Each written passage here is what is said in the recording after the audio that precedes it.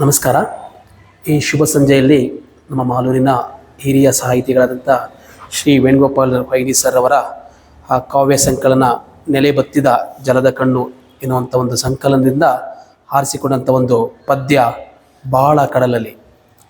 ಈಗ ನಾನು ಅದನ್ನು ವಾಚಿಸುವಂಥ ಒಂದು ಪ್ರಯತ್ನವನ್ನು ಮಾಡ್ತೇನೆ. ಬಾಳ ಕಡಲಲ್ಲಿ, ಬಾಳ ಕಡಲಲ್ಲಿ ನೀನಾಗು ಕರಗದ ಕಲ್ಲು, ಅಲೆಗಳೇರಿಳಿತಕ್ಕೆ ಎದೆ ಕೊಟ್ಟು ನಿಲ್ಲು. ಕರಿ ಹಿರುವೆ ಗೂಡಲ್ಲಿ ಬಿಳಿಯ ನಾಗರಾವು, ಮೆರೆಯುತ್ತಿದೆ ಹಿರುವೆಗಳ ಹೊರಗೆ ದೂಡಿ.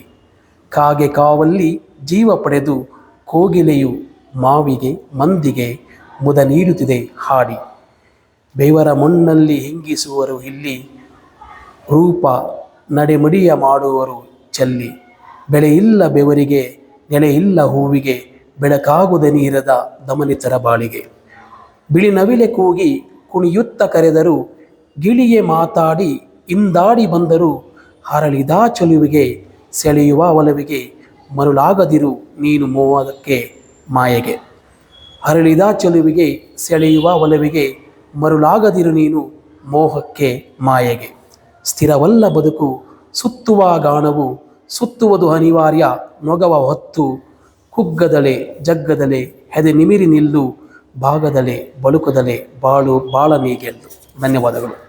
ಇಲ್ಲಿ ಕವಿ ಈ ಒಂದು ಕವಿತೆಯನ್ನು ನಾವು ಮೊದಲಿಗೆ ಪ್ರಾರಂಭ ಮಾಡಬೇಕಾದ್ರೆ ಪುರಂದರದಾಸರ ಈಸಬೇಕು ಇದ್ದು ಜಯಿಸಬೇಕು ಎನ್ನುವಂಥ ಒಂದು ಮಾತಿನ ಒಂದು ಸಾಲುಗಳ ವಿಸ್ತರಣ ರೂಪ ಅಂತಲೇ ಈ ಪದ್ಯವನ್ನು ನಾವು ಹೇಳ್ಬೋದು. ಇಲ್ಲಿ ಕವಿ ಮಾತಾಡ್ತಾ ಹೇಳ್ತಾರೆ, ಬದುಕಿನ ಎಲ್ಲ ಸಂಘರ್ಷಗಳನ್ನು ನಾವು ಮನುಷ್ಯರಾದವರು ಹೇಗೆ ಆತ್ಮಸ್ಥೈರ್ಯದಿಂದ ಎದುರಿಸಬೇಕು ಮತ್ತು ಎದುರಿಸುವಂತೆ ಪ್ರೇರೇಪಿಸುವಂಥ ಕವನ ಇದು. ಯಾಕಂದರೆ ಜೀವನದಲ್ಲಿ ನಾವು ಎಲ್ಲೋ ಒಂದು ಕಡೆ ಆ ಕಷ್ಟಗಳು ಎದುರಾದಾಗ ಅಥವಾ ನಮಗೆ ಚಾಲೆಂಜಸ್ ಎದುರಾದಾಗ ಆ ಒಂದು ಸ್ಥೈರ್ಯವನ್ನು ಕಳೆದುಕೊಳ್ತೀರಿ. ಆಗಲೂ ಸ್ಥೈರ್ಯವನ್ನು ಕಳೆದುಕೊಳ್ಳಬಾರ್ದು ಎನ್ನುವಂಥ ಒಂದು ಕವಿತೆಯನ್ನು ಕವಿಗಳು ನಮಗೆ ಬಹಳ ಸೊಗಸಾಗಿ ಕಟ್ಟಿಕೊಟ್ಟಿದ್ದಾರೆ. ಇದರಲ್ಲಿ ಬದುಕಿನ ವಿಪರ್ಯಾಸಗಳನ್ನು ಮತ್ತು ತಂದೊಡ್ಡುವಂಥ ನೋವು, ಹತಾಶೆ ಮತ್ತು ಅನ್ಯಾಯಗಳನ್ನು ವಿವಿಧ ರೂಪಗಳ ಮೂಲಕ ಕಟ್ಟಿಕೊಡ್ತದೆ. ಇಲ್ಲಿ ಬಹಳ ನನಗೆ ಕಾಡದಂಥ ಒಂದು ಪದ ಅಥವಾ ಒಂದು ರೂಪಕ ಏನಪ್ಪ ಅಂದರೆ ಬಿಳಿಯ ನಾಗರಾವು. ಏನಿದು? ಇದ್ರ ಬಗ್ಗೆ ನಾನು ಬಹಳ ಗೂಗಲ್ ಮಾಡಿದೆ ಇದನ್ನು ಅರ್ಥ ಮಾಡ್ಕೊಳ್ಳಿಕ್ಕೆ ಈ ಸಾಲನ್ನು. ಇಲ್ಲಿ ನಮ್ಮ ವೆಸ್ಟರ್ನ್ ಕಲ್ಚರ್ ಪ್ರಕಾರ ಈ ಬಿಳಿಯ ನಾಗರಾವು ಅಂದರೆ ಟೆಂಪ್ಟೇಷನ್ ಅಂತ ಹೇಳ್ತಾರೆ. ಇನ್ನು ಚೈನಾ ಮೈಥಾಲಜಿ ಪ್ರಕಾರ ಹೋದರೆ ಬಿಳಿಯ ನಾಗರಾವು ಅಂದರೆ ಇದು ಒಂದು ಏನು ಹೇಳ್ತಾರೆ, ಇಮ್ಮಾರ್ಟಲಿಟಿ ಅಥವಾ ಚಿರಂಜೀವಿತನ ಅಂತ ಹೇಳ್ತಾರೆ. ಇಲ್ಲಿ ನನಗೆ ಈ ಸಾಲು, ಕರಿ ಹಿರುವೆ ಗೂಡಲ್ಲಿ ಬಿಳಿಯ ನಾಗರಾವು, ಮೆರೆಯುತ್ತಿದೆ ಹಿರುವೆಗಳ ಹೊರಗೆ ದೂಡಿ. ಯಾಕಿಲ್ಲಿ ನಾಗರಾವು, ಇಲ್ಲಿ ಬಿಳಿಯ ನಾಗರಾವು ಅಂತ ಯಾಕೆ ಬಳಸಿದ್ರು ಅನ್ನುವಂಥದ್ದು ಬಹಳ ಕಾಡ್ದಾಗ ನಾನು ಇಂಟರ್ಪ್ರಿಟ್ ಮಾಡ್ಕೊಂಡಂಥದ್ದು ಈ ರೀತಿ. ಕರಿ ಇರುವೆ ಅಂದರೆ ಒಂದು ಕರಿ ಹಿರುವೆ ಗೂಡಲ್ಲಿ ಬಿಳಿಯ ನಾಗರಾವು. ಮೇ ಬಿ ನಾವು ಏನು ಅಪಾರ್ಥೈಡ್ ಪಾಲಿಸಿ ಬಗ್ಗೆ ಅಥವಾ ಕರಿಯರು ಮತ್ತು ಬಿಳಿಯರ ಮಧ್ಯೆ ತಾರತಮ್ಯದ ಬಗ್ಗೆ ಮಾತಾಡ್ತೀವಿ, ಅಥವಾ ಕೆಳವರ್ಗದ ಜನ ಮತ್ತು ಮೇಲುವರ್ಗದ ಜನಗಳ ಬಗ್ಗೆ ಮಾತಾಡ್ತೀವಿ. ಆ ಒಂದು ಕಂಪ್ಯಾರಿಸನ್ ಇಟ್ಕೊಂಡು ಆ ಕವಿ ಇದನ್ನ ಈ ಸಾಲುಗಳನ್ನು ನಮಗೆ ಕಟ್ಟಿಕೊಟ್ಟಿದ್ದಾರೆ ಅನ್ನುವಂಥ ಒಂದು ತೀರ್ಮಾನಕ್ಕೆ ನಾನಾದರೂ ಬಂದನೆ. ಹಾಗೆ ಹೇಳ್ತಾರೆ, ಕಾಗೆ ಕಾವಲ್ಲಿ ಜೀವ ಪಡೆಯ ಕೋಗಿಲೆಯು ಮಾವಿಗೆ ಮಂದಿಗೆ ಮುದ ನೀಡುತ್ತಿದೆ ಹಾಡಿ.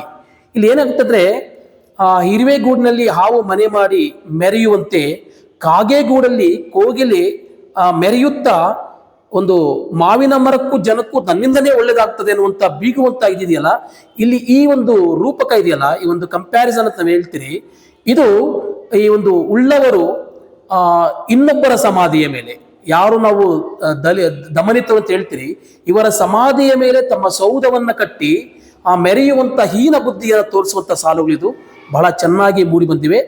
ಆಮೇಲೆ ಮತ್ತೆ ಹಾಗೆ ಕವಿತಾ ಮುಂದುವರ್ತಾ ಹೋಗಿ, ಬೆವರ ಮಣ್ಣಲ್ಲಿ ಇಂಗಿಸುವರು ಇಲ್ಲಿ, ಹೂವ ನಡೆನುಡಿಯ ಮಾಡುವರು ಚೆಲ್ಲಿ.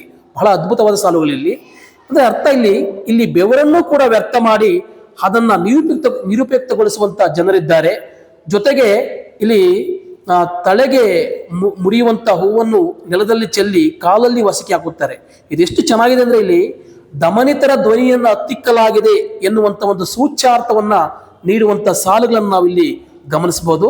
ಹಾಗೆಯೇ ಆ ಕೊನೆಯ ಸ್ಟ್ಯಾಂಜದಲ್ಲಿ, ಬಿಳಿ ನವಿಲೆ ಕೂಗಿ ಕುಣಿಯುತ್ತ ಕರೆದರು, ಗಿಳಿಯೇ ಮಾತಾಡಿ ಹಿಂದಾಡಿ ಬಂದರು. ಹರಳಿದ ಚೆಲುವಿಗೆ ಸೆಳೆಯುವ ಒಲವಿಗೆ, ಮರುಳಾಗದಿರು ನೀನು ಮೋಹಕ್ಕೆ ಮಾಯೆಗೆ. ಇಲ್ಲಿ ಕವಿ ಹೇಳ್ತಾರೆ, ನರ್ತಿಸಿ ಮೋಹಗೊಳಿಸುವ ಬಿಳಿ ನವಿಲನ್ನ ಅಥವಾ ಹಾಡಿ ಮನಸೆಳೆಯುವ ಗಿಳಿಯನ್ನು ಅವುಗಳ ಒಳಗನ್ನು ನೋಡ್ತಾ ಇಲ್ಲ, ನಾವು ಹೊರಗನ್ನು ನೋಡ್ತಾ ಇದ್ದೀರಿ. ಅಂದ್ರೆ ಎಲ್ಲೋ ಒಂದ್ ಕಡೆ ನಾವೆಲ್ಲರೂ ಬಾಹ್ಯ ಸೌಂದರ್ಯಕ್ಕೆ ಹೆಚ್ಚು ಗಮನವನ್ನು ನೀಡಿಬಿಟ್ಟು ಆ ಒಂದು ಕ್ಷಣಭಂಗುರವಾದ ಅಥವಾ ಕ್ಷಣ ಸುಖ ಅಂತ ಹೇಳ್ತೀವಿ, ಅದಕ್ಕೆ ಮಾತ್ರ ನಾವು ಕ್ಷಣಿಕ ಸುಖಕ್ಕೆ ಮಾತ್ರ ಒಂದು ಮಹತ್ವವನ್ನು ನೀಡಿ ಅದರ ಒಳಗಿನ ಸೌಂದರ್ಯವನ್ನು ನಾವು ನೋಡ್ತಾ ಇಲ್ಲ. ಇದೇ ರೀತಿ ಹೆಣ್ಣಿನ ಸೌಂದರ್ಯ ಇರಬಹುದು ಅಥವಾ ಬೇರೆ ಯಾವುದೇ ಸೌಂದರ್ಯ ಇರಬಹುದು, ನಾವು ಬರೀ ಬಾಹ್ಯ ಸೌಂದರ್ಯಕ್ಕೆ ಮಾತ್ರ ಒಂದು ಮಹತ್ವವನ್ನು ನೀಡ್ತಾ ಇದ್ದೀರಿ ಹೊರತು ಒಳಗಿನ ಸೌಂದರ್ಯವನ್ನು ನಾವು ನೋಡ್ತಾ ಇಲ್ಲ ಎನ್ನುವಂಥ ವಿಷಾದವನ್ನ ಈ 4 ಸಾಲುಗಳಲ್ಲಿ ಕವಿ ವ್ಯಕ್ತಪಡಿಸ್ತಾರೆ. ಬಹಳ ಚೆನ್ನಾಗಿದೆ, ಮತ್ತೊಮ್ಮೆ ಓದ್ತೀನಿ. ಬಿಳಿ ನವಿಲೆ ಕೂಗಿ ಕುಣಿಯುತ್ತ ಕರೆದರು, ಗಿಳಿಯೇ ಮಾತಾಡಿ ಹಿಂದಾಡಿ ಬಂದರು, ಅರಳಿದ ಚೆಲುವಿಗೆ ಸೆಳೆಯುವ ಒಲವಿಗೆ ಮರುಳಾಗದಿರು ನೀನು ಮೋಹಕ್ಕೆ ಮಾಯೆಗೆ. ಹಾಗೆ ಹೇಳ್ತಾರೆ ನೋಡಿ, ಸ್ಥಿರವಲ್ಲ ಬದುಕು ಸುತ್ತುವ ಗಾಣವು, ಸುತ್ತುವುದು ಅನಿವಾರ್ಯ ನೊಗವ ಒತ್ತು, ಕುಗ್ಗದಲೆ ಜಗ್ಗದಲೆ ಎದೆ ನಿಮಿರಿ ನಿಲ್ಲು, ಭಾಗದಲೆ ಬಳುಕದಲೆ ಬಾಳ ನೀಗೆಲ್ಲು. ನಾವು ಒಂದು ವರ್ಡನ್ನು ಇಂಗ್ಲೀಷಲ್ಲಿ ಬಳಸ್ತೀರಿ, ಇನ್ನೆವಿಟಬಿಲಿಟಿ ಅಂತ. ಅಂದ್ರೆ ಇದು ಅನಿವಾರ್ಯ, ನಮಗೆ ಜೀವನ ಅನ್ನೋದು ಅನಿವಾರ್ಯ, ಏನೂ ಮಾಡ್ಲಿಕ್ಕೆ ಆಗೋದಿಲ್ಲ. ಇಲ್ಲಿ ನಾವು ಜೀವನವೆಂಬ ಜವಾಬ್ದಾರಿವೆಂಬ ನೊಗವನ್ನ ಒತ್ತಿದ್ದೀರಿ. ನೊಗವನ್ನ ಒತ್ತು ಆ ಗಾಣದ ಸುತ್ತ ಸುತ್ತುವಂತ ಎತ್ತುಗಳು ನಾವು. ಸೊ ನಮ್ಮ ಕೆಲಸವನ್ನು ನಾವು ಅನಿವಾರ್ಯವಾಗಿ ಮಾಡಲೇಬೇಕು. ಆ ನೊಗವನ್ನ ಬಿಸಾಡಿ ಹೋಗುವಂತ ಒಂದು ಆಪ್ಷನ್ ನಮಗಿಲ್ಲ ಅಂತ. ಇದೇ ಒಂದು ಸಾಲುಗಳನ್ನ ಇಂಗ್ಲಿಷ್ ಕವಿ ಆದಂತ H.W. Longfellow psalm of life ಅಲ್ಲಿ ಹೇಳ್ತಾರೆ. ಆ ಒಂದು 4 ಸಾಲು ನಿಮಗಾಗಿ ಓದ್ತೀನಿ. In the world's broad field of battle, in the bivouac of life, be not like a dumb driven cattle, be a hero in the strife. ಅಂದ್ರೆ ಇಡೀ ಒಂದು ಜೀವನವನ್ನ ಇಲ್ಲಿ ಕವಿ ಒಂದು ಯುದ್ಧ ಭೂಮಿಗೆ ಹೋಲಿಸುವಂತ ಒಂದು ಸಾಲುಗಳನ್ನ ಲಾಂಗ್ ಫೆಲೋರು ಬರೀತಾರೆ. ಇಲ್ಲಿ ನೀನು ಮೂಗೆತ್ತಾಗಬೇಡ ಅಥವಾ ಯಾರೋ ನಿನ್ನನ್ನು ಎಳೆದುಕೊಂಡು ಹೋಗುವಂತ ನೀನು ಹೋಗಬೇಡ, ನೀನೇ ಹೀರೋ ಆಗು. ಒಂದು ಸಿನಿಮಾ ಸಾಲುಗಳು ಸಹ ಬರುತ್ತೆ. ಜಗವೇ ವಾಟ್ ಈಸ್ ದಟ್ ಚಿರಿ, ಜಗವೇ ಒಂದು ರಣರಂಗ. ಸೊ ಆ ರೀತಿ ಇದೇ ರೀತಿ ಶೇಕ್ಸ್ಪಿಯರ್ ಅದೇ ಹೇಳಿರೋದು, ಇಡೀ ಜಗವೇ ಒಂದು ನಾಟಕ ರಂಗ, ನಾವೆಲ್ಲರೂ ಪಾತ್ರಧಾರಿಗಳು, ನಮ್ಮ ಜವಾಬ್ದಾರಿಯನ್ನು ನಾವು ಏನು ನಿರ್ವಹಿಸಲೇಬೇಕಾಗುತ್ತೆ ಅಂತ ಅನಿವಾರ್ಯವನ್ನ ಇಲ್ಲಿ ನಮ್ಮ ವೇಣುಗೋಪಾಲ್ ವೈನಿ ಸರ್ ಅವರು ಸಹ ನಮಗೆ ಕಟ್ಟಿಕೊಡ್ತಾರೆ.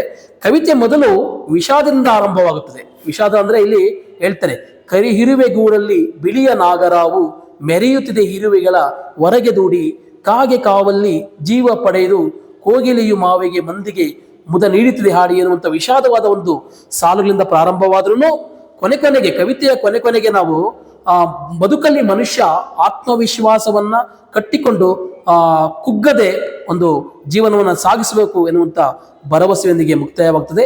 ಇದೇ ರೀತಿ ನಮ್ಮ ಕಗ್ಗದಲ್ಲೂ ಅಷ್ಟೇ ನಮ್ಮ ಡಿ ವಿ ಗುಂಡಪ್ಪನವರು ಹೇಳುವಂಥ 2 ಸಾಲುಗಳು ಈ ಒಂದು ಕವಿತೆಗೆ ಪುಷ್ಟಿಯನ್ನು ಕೊಡುತ್ತೆ.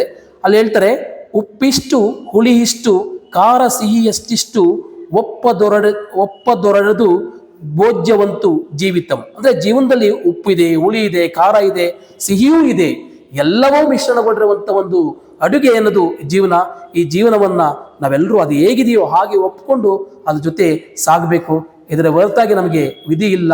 ಸೊ ಜೀವನವನ್ನ ಬಂದಾಗೆ ಸ್ವೀಕರಿಸಿ, ಒಂದು ಚಾಲೆಂಜ್ ತರ ಸ್ವೀಕರಿಸಿ, ಇದರಿಂದ ಏಡಿ ಆಗಬಾರ್ದು ಎನ್ನುವಂಥ ಸಾಲುವನ್ನು ಹೇಳುವಂಥ ಈ ಒಂದು ಪದ್ಯವನ್ನ ವಾಚಿಸಲು ಅವಕಾಶ ನೀಡಿದಂಥ ತಮ್ಮೆಲ್ಲರಿಗೂ ವಂದನೆಗಳು.